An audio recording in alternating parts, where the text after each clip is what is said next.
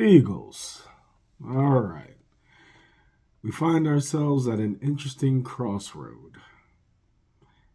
They have decided to rest starters, just like they did last year. Now, my opinion last year was strong. I thought that Saquon Barkley was too close to his to Eric Dickerson's rushing record, and I thought it was important for him to be able to attempt to achieve it at least in a half. Um, I thought that because Jalen was concussed, that it was important to knock the rust off in a game that didn't matter. Again, this game doesn't matter. So there's some symmetry. The rushing record is something that you might never see again, right? No 2,000 rushers ever rushed for 2,000 yards again. So that was something that held a lot of weight. And I think that Saquon, in the moment when he talked about it, you could tell that he was sad that he wasn't going for it, but that he wanted a Super Bowl just like everybody else wanted one. In this year's scenario, really, it's the chance for a 2 seed or a 3 seed. Both, you get your first home game, you get one home game. For the second seed, you win, you get a guaranteed second home game.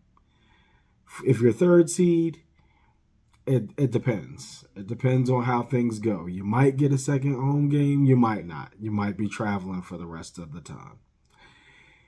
With the second seed or the third seed, if the let's start with the second seed. With the second seed, if the first seed gets knocked out and you're still in contention, you have home games throughout. That's what happened last year. Wild card, the first seed is on a bye. We play Packers. We beat them. The second round is divisional. We played the Rams. We beat them. But Washington took out the number 1 seed, which was the Lions. So then Washington had to come to us for the championship game. So that's how it could play out for the 2 seed. If the Seahawks or the 49ers get knocked out before the NFC championship game, 2 seed welcomes them there. Now, if 1 seed is still there and you're still in the playoffs, whether you're 2 or 3, you'll travel to where they are. So we would either, if Seattle or San Francisco is still there in the championship game, we'll go to one of their houses. I'd like for those West Coast teams to travel to us, to face us in the link. I think the stat is every time that we have home field throughout the playoffs, we go to the Super Bowl. I like that. I like streaks like that. But as I stated in the last video, I'm not scared of anybody. I think that we can beat anybody. I only have slight concerns about the 49ers, but we'll see how they play the Seahawks because I'm not worried about them at all. And we'll also see how both teams perform in the first or second round because we won't play them. Let's see. I was going to say something else. Oh, so here's something that I'm going to pre-warn you ahead of time. They're going to play Tanner McKee, right? If I expect Tanner McKee to play well, and I expect us to win, even with the backups in over the Commanders. Now, I know the Commanders may have Bounty Gate on because of last game and because of last year's NFC Championship game. I know they may be out for blood. So this is one of the reasons why I'm okay with sitting starters is I don't even want a freak accident or some rogue, Commanders player injuring one of our guys when we're trying to make a run for the Super Bowl. However, I believe that we can beat them even with our backups. What I want to make note of early is Tanner McKee will not get the same playbook as Jalen Hurts, okay? You saw that last year. Tanner and Pickett got a different playbook. This is similar to how Nick Foles and Carson Wentz had different playbooks. And they really didn't their play style really didn't favor the other's playbook. So when Foles came in for Wentz, They switched it up.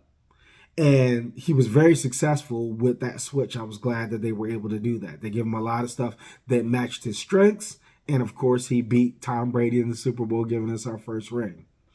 When Wentz came back, they at first they wanted to do the Foles stuff, right? And Wentz was like, "No, that's not my strength. I don't want to do that. Go back to my play style." So they switched it.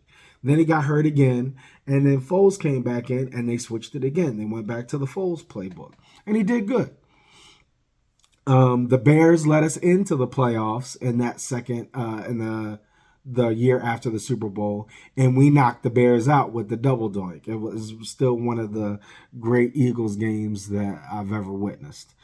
We got put out that year by the Saints on a ball that went through the player's hands. I never can remember. It was Alshon. It was somebody's hands. It went through his hands because Nick was leading us down the field on a game-winning drive. He was working Nick Foles' magic. Had they made that play and he caught that ball, we were in a spot to be able to win and go on. And then instead of the Saints and Rams playing in the championship game, it would have been the Eagles and the Rams, and I believe we could have beat them. And then it would have been a rematch, and I believe we could have beat Brady again. Regardless, we would have had that boring game that we had between the Patriots and the Rams. So I say all that to say, last year when McKee and Pickett came in for Hurts while he was concussed, they switched it up. These guys have different play styles. They're not run first. They're not design run QBs. They're not as elusive as Hurts. They're not as strong as him. You know, they were able to successfully do the brotherly shove with those two QBs, but every other thing was different. So I don't need us Eagles fans or the media to pretend like, oh, see, these guys are better than Hurts because they're given a completely different playbook. If Hurts gets that playbook, there's no telling if he will be successful or not because it doesn't really lead to his strengths. Where the other team has to make sure that they put spies on him and make sure he's not running and try to bring him down. He's really strong, and we've seen him drag people as he's going for a first down, where Tanner and Pickett really wouldn't do that. I do like to be able to see some of our backups play and understand their strengths even more before heading into the playoffs. Because I've said all year that Tank needs to get more touches. And AJ, it looks like I heard AJ Dillon will play, so it looks like he's not hurt. Have him play. And then when you have four backs for the playoffs, you can do all kinds of stuff with four backs. With Saquon, Shipley, Tank, and AJ. You could do AJ Dillon. You could do all kinds of stuff with that combination and those different threats. They have different run styles. They have different methodologies. They have different strengths and weaknesses. And that can really throw off the defense because the defense is ready for Saquon. Unless the O-line blocks for him the way that they should, which they've struggled to do this year or struggled not to get penalties because he's had some break-off runs that have gotten called back for holding. Right? So he's had some successful runs, but penalties. Same with Jalen. Jalen's had some successful runs, but penalties. But seeing what these guys can do, if Patullo can get his head out his rear end, and if Sirianni can coach the way he needs to coach, where we've seen him coach, we can really make a strong push. Like I said, 49ers the only obstacle, and they might not even be there when it comes time to play them. And then in the AFC, really only the Texans, in my opinion, are somewhat of a concern. We haven't played them in a while. But I still think it's going to be Eagles-Bills. This would give us an awesome advantage. And Patullo needs to understand that this is the playoffs. This is not time to play patty cake. This is not the time to be shy, right? I understand the philosophy of not wanting to turn the ball over. I get it. But did you hear that interview? Did you hear that interview where he was like, yeah, sometimes when we go into it, we know we're going to run no matter what. No matter what the defense is doing, no matter what looks they're giving us, they're going to run. If you don't get that man out of here, if he don't get his act together in these playoffs, I said in the last video, what's Patullo's chances of staying here? Almost zero.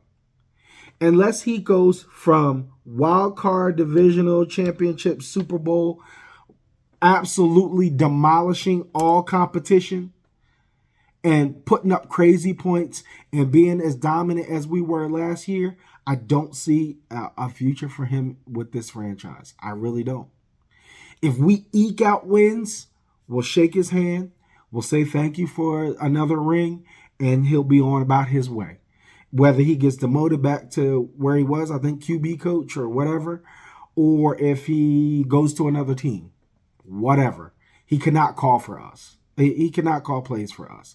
We need a Vic Fangio style OC that understands the player's strengths and weaknesses. What did Vic Fangio do with Zach Bond? I just watched a special with Zach Bond and how they talked about, how he came up and how he played throughout high school and college, how he was on the Saints, and then he came to the Eagles. And Vic was like, yeah, I know you did this, but here's my plan for you. I want you over here.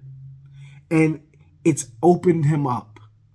I think they said he had 14 starts with the Saints in years of play. And he played 16 or 15 games just last year with the Eagles. That's almost every single game. In one season, because of what Vic Fangio was able to do and how he's able to mold this defense that we thought was going to be the weak link this year. We said, okay, we kept our offensive pieces and we see how they performed under Kellen Moore. Offense is going to be great. Defense is going to be suspect. And boy, oh boy, was it different. Ken Patullo came in here and turned our high-powered offense in the dog water, and Vic Fangio took the rookies and the new boys and turned them into some superstars. We need that kind of guy as an OC. I heard, I think it was Seth Joyner, or no, it wasn't Seth Joyner. It was that Profan guy talking about Eric Bieniemy. I thought that was good. I thought that was a good suggestion. There was somebody else. Dang, the name escapes me. But we do need that. We need somebody who comes in and says, okay, Jalen, here are what I think your strengths are. Let's talk it out. Somebody who will even talk to him. Somebody who will talk to the team. Somebody who understands what he sees on film, understands what he's seen over the years with Jalen, understands how to get the best out of him the way Vic gets the best out of the defense, understands how to get us back to performing the way that we should given the personnel that we have. Goddard, Calcaterra, AJ, Smitty, Saquon, Tank, everything that we have, Jalen, everything that we have, we should be doing our offense the way that the Lions do, when I just mean how we just put up points at will. I don't want to lose like them because they're not clutch. We still need to be clutch, and I don't think that there's any way that we can lose the clutch gene, but we need to get the best out of all of our players, and we need an OC that can do that. Interview the top minds that we can, not just the popular people, not just your friends. Interview people who will have tough love on their people. It hurts, okay. Pain is glory. And somebody who, again, is like Vic, because Vic is crazy good. And I'm so glad he decided to stay. I'm so glad he's happy with his position and with the production he's getting out of our defense. And because they're young, we can keep them and keep succeeding with them. It's awesome. It's so awesome. So yeah, I hope for either Patullo to really, and we'll be fair. We've seen halves, and I do mean halves, where it seems like he is calling a brilliant game. That first half of that Bills game, we were in control. We didn't score in the red zone on that one possession that I thought we should, and we were so close that we should have. The other possession where Jake kicked, I thought that was a smart move. But we kind of blew it on the possessions where we did the 2-5 wides. But he called a great game there. He called a great game against the Cowboys in the first half. He called a great game against the Rams in the second half. He called a great game against the Tampa Bay Buccaneers in the first half. Called a great game for the Vikings, where they were the number one passing defense and we ate their food. And then self-corrected on the Giants, where they had whooped up on us, and then we had a good game. So he's had flashes in the pans, but flashes in the pans are not enough. We need full, sustained performances the way our defense is doing. Our defense is playing lights out from snap one to snap last. And that's what we need out of our offense. Not just conservative, don't turn the ball over stuff. Okay? Of course I don't want to turn the ball over. Of course I love that if you took away Hurts for that one anomaly, Hurts stats, so real quick.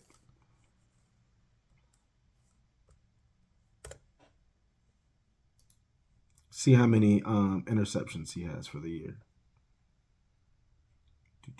Interceptions. Okay. For the year, he has 6. You take away those 4. Did he throw 4 picks? Was it 4 interceptions in that game? Yeah. You take away those 4 interceptions from that game. He has 2 on the year. 2. The man is playing lights out. The man is doing what he can to make, I don't say bad words, doing what he can to make crap smell like potpourri. Let's put it like that.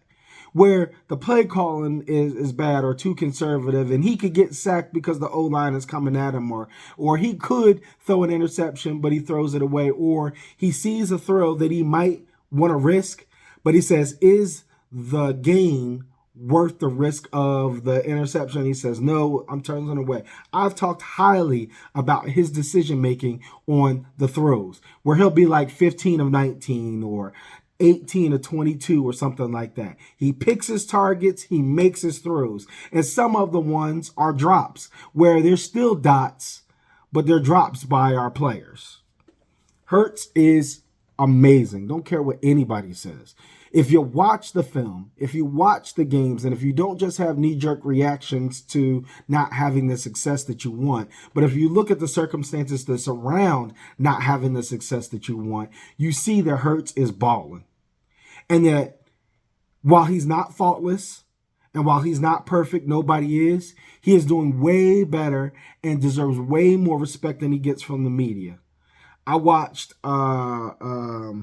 Greg Jennings, I believe his name is, talk about the same rhetoric that I hear everybody else say. Can he throw? Yes, he can do it. What do you mean, can he? You even said you saw him do it in the first Super Bowl. You even said you saw him do it in the second Super Bowl. You even said you've seen him do it all the time when the cuffs are off, when he's uncuffed. You've seen it. It's not a question of can he. It's a question of will they call that play, or will they do right by him to allow it? He is being hamstrung by all of the things that are around him. And again, I'm not picking on our receivers, because drop passes are a thing everywhere.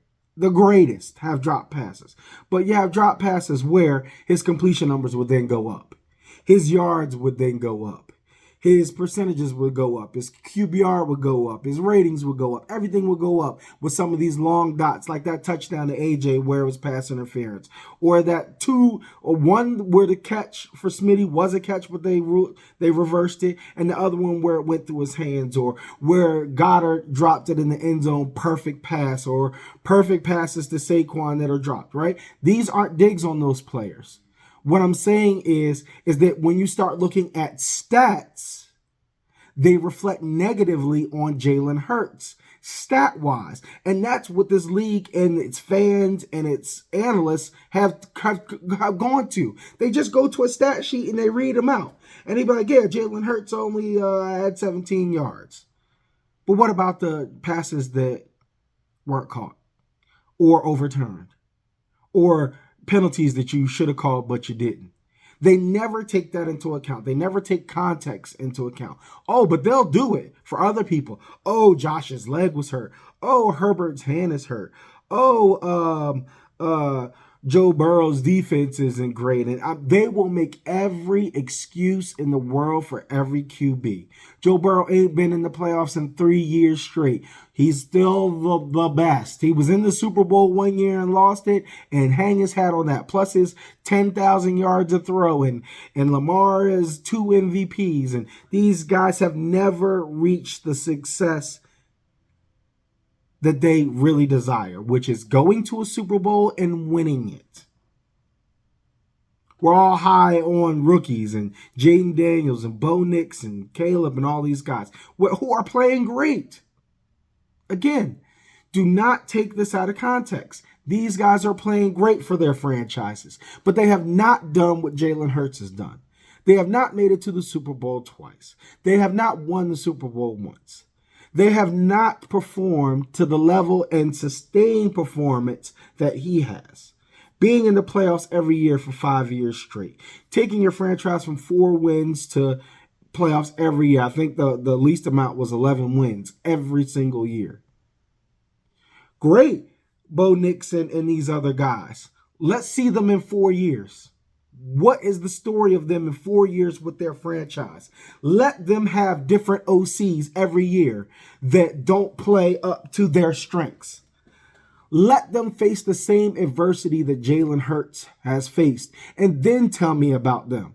I don't want to hear about somebody who had the same coaching staff, the same defense, the same offense, the same everything that's been just great for them and gravy for them, where Jalen has not had that same luxury. He even had different DCs, OCs and DCs before, and of course he doesn't play on defense, but I'm talking about team. It's all about the team. But we had different OCs and DCs until Vic decided to say, hey, I'm sticking around. I like this. Excuse me. I don't want to hear it. These other teams have had their opportunities. They've had the teams built around them that could be successful. We talk about Baltimore's stacked rosters and defense and King Henry and everything that Jalen has, Lamar has. He's elusive. He's a great pocket passer and he can run. He has King Henry. He has good defense. He's got what his wide receivers or his tight ends. He's got what he needs, and he doesn't get it done. Josh Allen, okay, in some instances, his team is less than, but not this year. The only thing he's really missing is wide receivers. Great tight ends, great O-line, one of the best QBs out there. Defense is good. He's got the recipe. And no Mahomes in his way. Hell, nobody's got Mahomes in their way. But you know who had Mahomes in their way and still prevailed? The Eagles. Then, here's something else that I thought about. All of these analysts will say, if this team has beat this other team, if X team has beat Y team so many times in a row, they expect it to continue. But when they say the Eagles are going into the playoffs, they say, oh, I don't like them against Green Bay. Green Bay's got them. Oh, I don't like them against the Rams. The Rams got them. Oh, okay. Well, we beat Green Bay 3 times in a row. But we have no shot. Oh, we beat the Rams 3 times in a row. Oh, we have no shot. And then the circumstances of those victories are different. Right? You could say last year when you beat Green Bay, you had Saquon. This year, Saquon hasn't been productive. It was Jalen doing it in the defense. Or you could say last year you had Saquon against the Rams, which they did. He ran 500 yards on them, so you definitely had Saquon on. This year, we didn't have Saquon running all over the place, and we were still successful. Hurts, yes, the blocked field goal won us the game, and Jordan Davis ran it back, but how did that even become a possibility?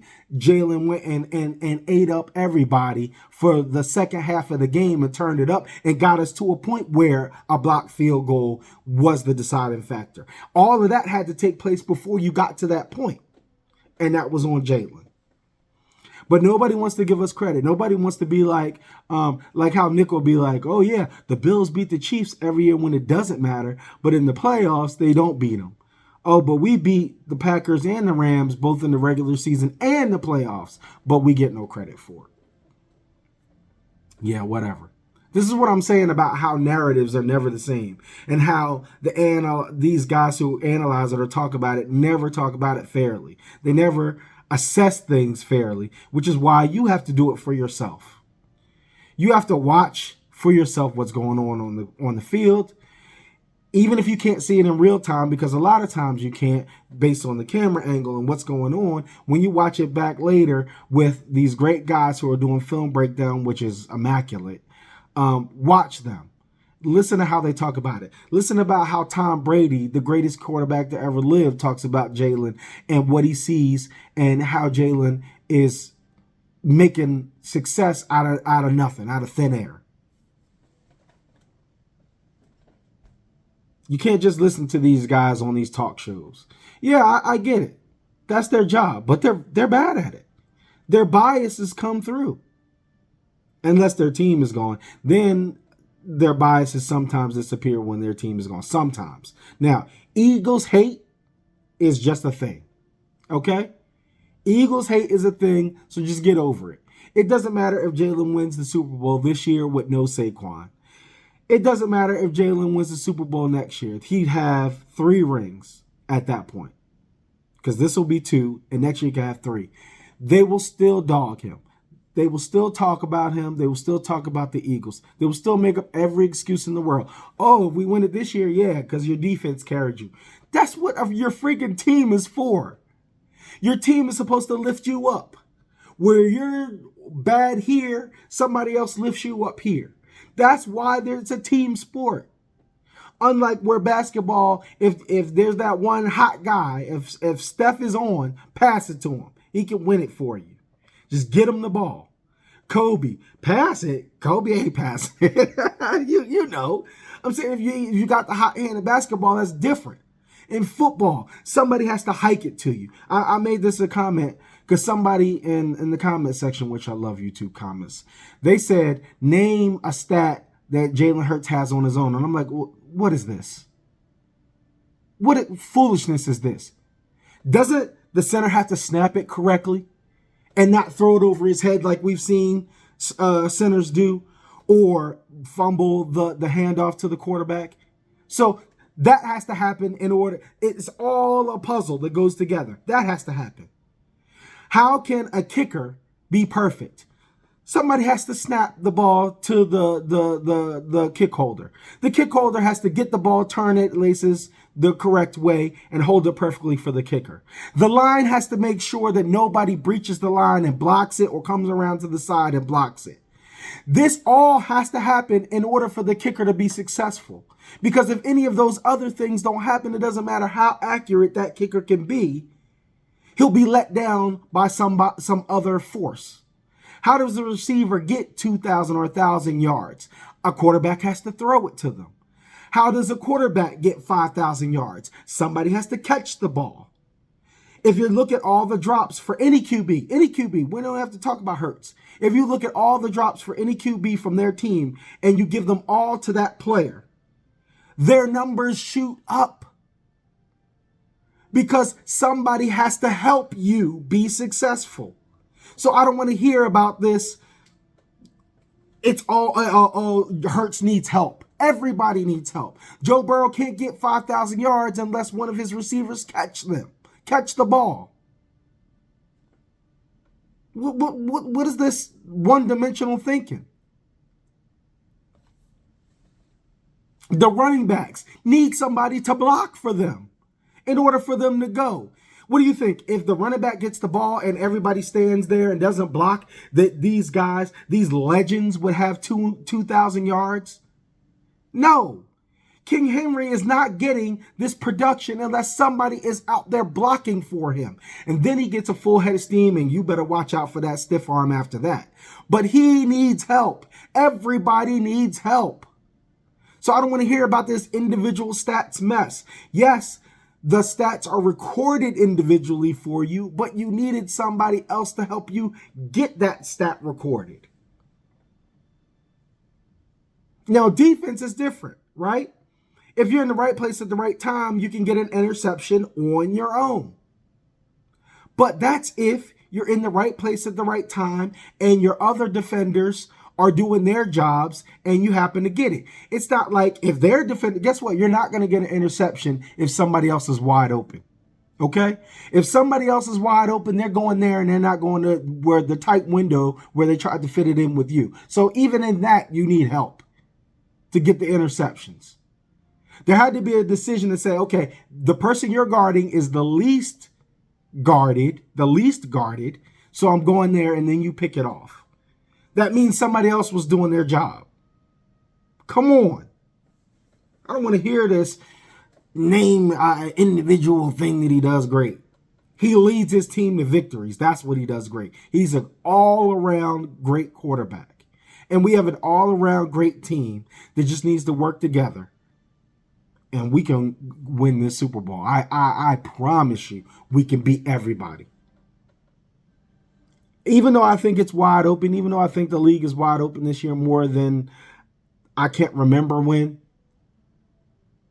I believe the Eagles have the best path to victory. Eagles, Bills, Super Bowl. Eagles coming out with the Lombardi. Until one of them is knocked out, until the Bills or the Eagles are knocked out, that's my prediction. And if the Eagles are knocked out, I don't care. I don't care. Okay? Fly, Eagles, fly. Go Birds.